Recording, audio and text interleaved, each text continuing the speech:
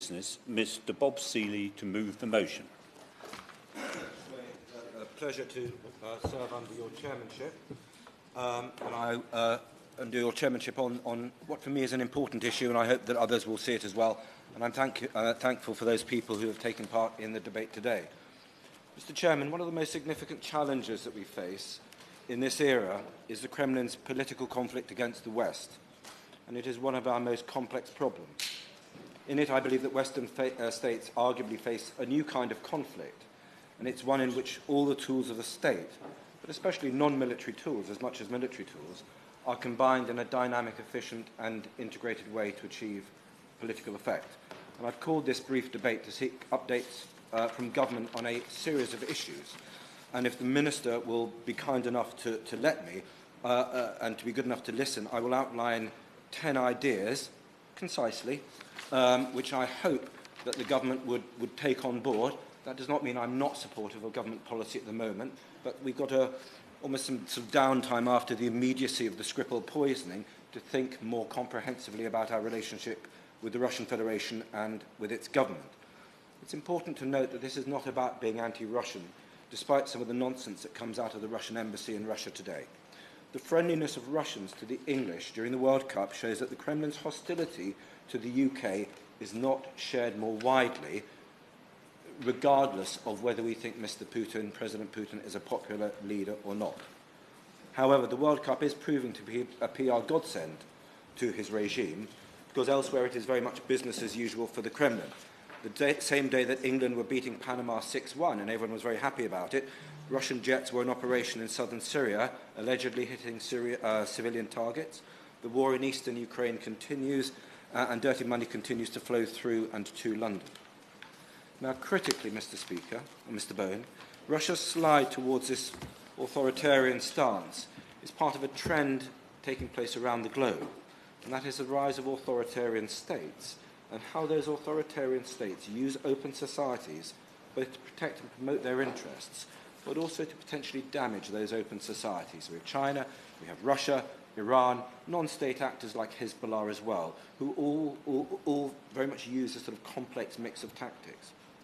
One of the problems for Western states is that we have not had a definition of what this hybrid war, full-spectrum war, call it what you will, is. A month ago, I presented what I think may have been the first comprehensive definition, peer-reviewed definition in the Western world, and I explained, or I argued, that contemporary Russian conflict was sophisticated, integrated. At its heart was the old KGB active measures conflict, as it was called, this sort of form of political warfare, around which has been wrapped the full spectrum of state power. And I argued that there are at least 50 tools within this full spectrum of warfare, which you could broadly divide up into 6 elements with a command and control at its heart. And this Matryoshka doll of conflict is one of the forms of conflict that we in the West are going to have to get used to, because it is going to be used. And as I say, it is important to understand that Russia is probably the most sophisticated user of these tactics, but not the only one. Russia's aims towards the West are perhaps more difficult to fathom. Contemporary Russian conflict appears to seek to divide us, to demoralize us, especially those states that border Russia, to damage the cohesion of NATO and the European Union, and potentially to break down the bonds that bind Western alliances within the European Union. United Russia's allies are doing rather well at the moment. The Freedom Party in Austria and the Northern League in Italy are both in power. For me, probably the most important point is that it's about reorientating Russian society away from a liberal model of development, albeit a corrupted and chaotic and unsuccessful one in the 1990s, to a much more authoritarian model. We're the enemy because we represent an alternative to that, but also because the Kremlin security establishment needs an enemy to help exert control over the Russian people, and we see that in the daily data propaganda on Russian state television. Now, as I said, I strongly support the government's actions in recent months, but now that the immediacy of the Skripal case has passed, I would like to propose a series of measures that I would be so grateful if the government would at least consider and maybe discuss with me at a time of its own convenience. Firstly, I believe that we need to methodically expose what Russians and others are doing. In the 1970s and the 1980s, the US established what it called an Interagency Active Measures Group, which investigated and publicized what was then known as active measures, the KGB form of subversion, and I said It included tools like disinformation and propaganda, assassination, support to terrorist groups, smears and espionage, running agents of influence, etc. I believe that we need to set up something similar, some kind of permanent structure to look at subversive operations against the West, against the UK, and against our allies. This is not to point fingers. I will give way. Thank you. Stephen Kidding. I thank the honourable gentleman for giving way, and I'm sure he'll come on to this in his speech. But just on this point of subversive measures, and specifically around subverting democratic processes in this country, would he agree with me that the Electoral Commission is entirely unfit for purpose? It's an analogue regulator in a digital age, and that in fact we should be integrating its functions into the NCA and giving real forensic investigatory ability to ensure that where there are attempts to subvert our democracy, they are being dealt with effectively and properly. I'm very grateful for the honourable member's comment. I think he's more of an expert than I am on this, but absolutely the strength of our electoral systems and its vulnerability is critically one of the issues. I think it's number 8 on my list, so I look forward to coming to it shortly, and I'm very grateful for his suggestion, which goes further than what I would propose. So just to wind up on the first point, occasional government statements are good, as are some excellent Select Committee reports, but I believe we need something more permanent, which isn't finger-pointing, which isn't finger-wagging at the Russians, but seeks to methodically understand the way that subversive operations operate within the Western world. And this new kind of political conflict that we face, hackers and trolls and assassins and politically connected business executives and market manipulators, spin doctors and paid-for protesters and criminals, are often more usable and useful than conventional tools of conflict. And on that point of market manipulators, given the Bloomberg investigation earlier this week, which showed that hedge funds had been buying private polling data that effectively allowed them to front-run the Brexit vote, isn't it time to initiate a parliamentary inquiry into the behaviour of those involved, especially considering statements made by some party political leaders at the time of the result, which appear to concede defeat despite possibly being told by their favoured pollsters that the Leave campaign would likely win? And I choose my words carefully, but I think there is a prima facie case here which is concerning. Secondly, I believe that we should introduce a list, like they do in the United States, PR and other agents of Russian influence in the UK. I do not, Russians are going to have influence in this country. That is clear and above board. But if you work for President Putin or one of the oligarchs or a proxy front or a third group linked to them, then you need to be open about it, and we need to have some kind of register. And this may be a voluntary thing for PR companies to do, it may be something for the select committees to do, but it may equally be something for government to look at. We also need to make sure that the House of Lords has the same anti-sleaze standards as the House of Commons. It does not at the moment, and I think we can expect more scandals. We do have a problem with Russian influence here, both on the right, and the hard right, and the hard left. I have written about Seamus Milne's mirroring of Russian lines in 2014 and 2015 when he was working for The Guardian. I wrote about it in the Sunday Times in the spring. He is clearly one of a number of people with uncomfortably close links to the Kremlin around the Labour leadership, which I believe does not serve democracy well. Third, introduce laws to ensure a health warning on broadcasters and other media that are paid for propagandists for authoritarian states. A counter-propaganda bill is going through Congress to do just that. Effectively, just like you have a public health warning on a packet of cigarettes, you can have some kind of public health warning on a TV channel that is a propagandistic outfit for an authoritarian state or which does not have an independent editorial line. Now, if we shut down Russia Today or RT or whatever it's calling itself this week in our country, we can expect the Russians to shut down the BBC, and they would probably quite like an opportunity. I'm not suggesting that we do that, but I am suggesting that TV stations that don't have an independent editorial line, they are forced to advertise that fact in some way. As I say, the counter-propaganda bill is potentially a model which is going through Congress at the moment. Fourthly, to properly fund the BBC World Service radio and TV and to boost the Russian service more than is currently being done. We are in a battle with authoritarian states globally to promote free speech and open societies. And I don't think this is a battle that we should aim to lose. It is an important one to win. And for me, this is a wider point. The Department for International Development should be paying for this, all 400 million, as part of a fundamental rethink of what global Britain means and how we spend that 0.7%, because I do not believe that we get value for money for it at the moment. Fifth, I believe that we should change our visa regime to make it easier for ordinary Russians and Ukrainians and people from that part of the world and Georgians, make it easier for ordinary folks from that part of the world to come here and more difficult for oligarchs rather than the other way around at the moment.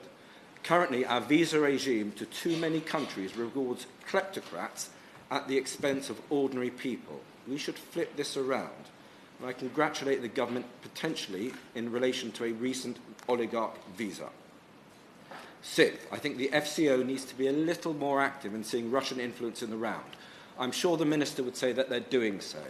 I think a bit more vocality, if that's the right word, or being vocal, on Nord Stream 2 would probably not go amiss. And I'm aware of recent statements by the German leadership about oil concerns for Ukraine. But we know how the Russians, the Kremlin, tend to get around those promises. We also need to make sure that the Kremlin's appalling war crimes in Syria, and they are genuine, significant and serious and consistent, are recorded both for history, and we should be shouting out and using information available on open source to highlight this, working with others if need be. We should also, I believe, be taking much more interest in the Democratic National Committee hacks that took place in 2016, or in relation to the manipulation of the US presidential elections in 2016. And I say that because it may have been one of the most serious and significant cases of Kremlin Russian espionage that we are ever likely to witness in our lifetime. And an important part of that process took place in London, probably involving Mr. Julian Assange, probably as a recipient of stolen material from the DNC, the Democratic National Committee, and then becoming its publisher online. And I find it bizarre that we have not heard more about the Mueller inquiry in relation to London, because so many of those links seem to go through London. I would like to know, and I choose my words carefully for the right honourable gentleman, what the current Ecuadorian government is doing to encourage an end to this process, Mr. Assange's exit. What representations the government has had from Jennifer Robinson and other members of his Aussie and UK, Australian and UK legal team. 2 Australian consular officials recently visited Mr. Assange. I would be curious as to know why. And I would be curious as to know which passport Mr. Assange holds, because I was told it was an Ecuadorian diplomatic one.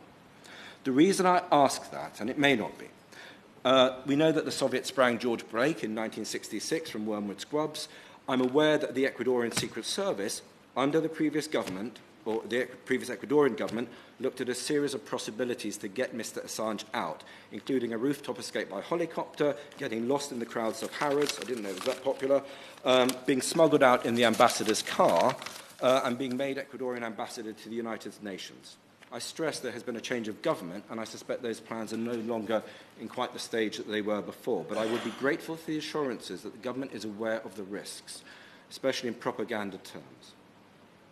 Secondly, potential suspects, a courier, a cutout, was likely used to take the material, the DNC hacked material, from GRU, Russian military intelligence, and the account Guseva 2.0 from Moscow to Mr. Assange in London, possibly via a diplomatic pouch, possibly via a third country. Now, 2 weeks ago, James Clapper, former director of US National Intelligence, said a suspect had been identified last year. So this is very much a live issue and very much relates to Russian activity in the United Kingdom and the United States, in my opinion. He's making a most interesting and powerful speech. I just want to make sure we don't stray into anything that's sub judice at the moment.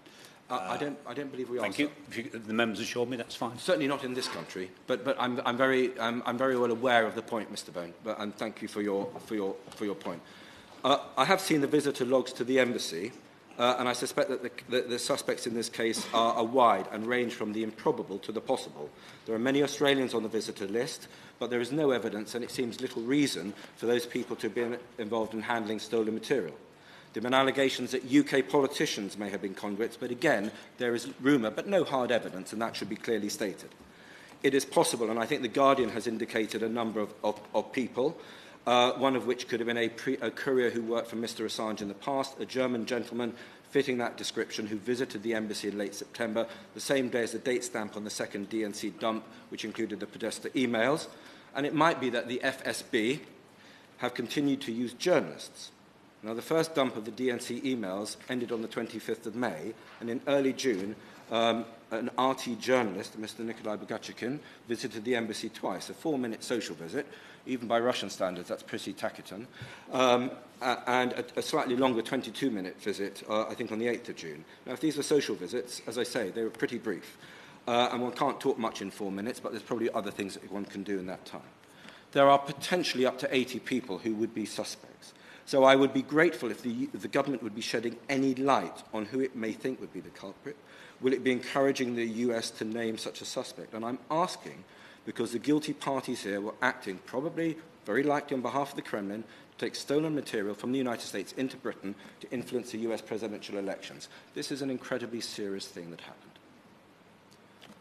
Back to the main element of my speech.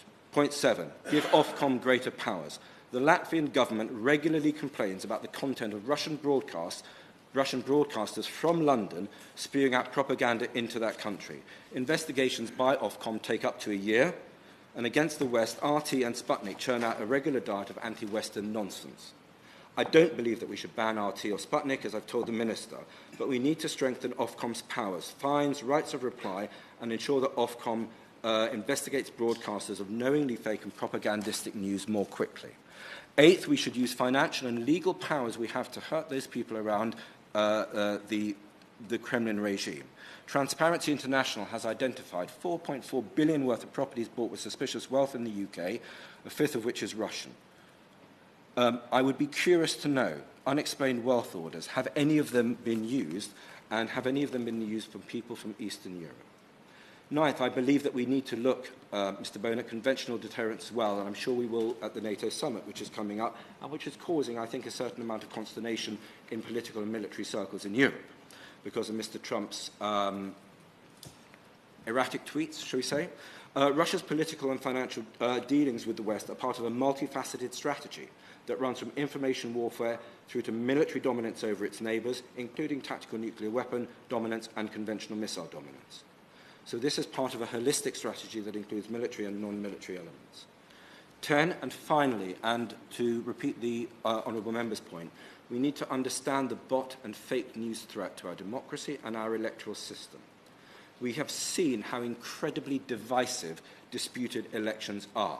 And one only has to go to Capitol Hill to see that Democrats want to talk about the US presidential election in 2016, and Republicans definitely won't. In much the same way that Brexiteers refused to discuss the referendum here. Now, I voted Brexit, and I have seen no evidence, serious and significant evidence, that the referendum here was manipulated. But the time to talk about this is now, and as soon as possible, because does the Minister realise quite how disastrous it would be for our own country to have disputed elections and referendums in the same way that the United States does?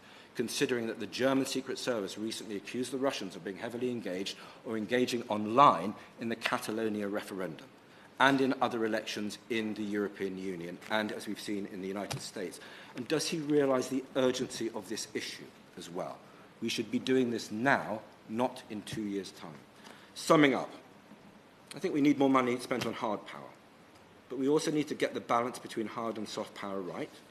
We need to fundamentally re-examine what global Britain means and how to maximise our influence in the world to defend the existing order and to gently, but with resolution, deter countries that wish to undermine the existing order, such as the Russian Federation under its current leadership, but also other states as well. Russian conflict strategies are an example of how the nature of political and other forms of war and conflict is changing. And I'm very ready and willing to help and support the government in that challenge, but I very much hope the government would be willing to listen to myself and other people in all sides of the House who would wish to contribute to that debate. Thank you very much, Mr. Chairman. Well done. Steve McKinnon. Thank you.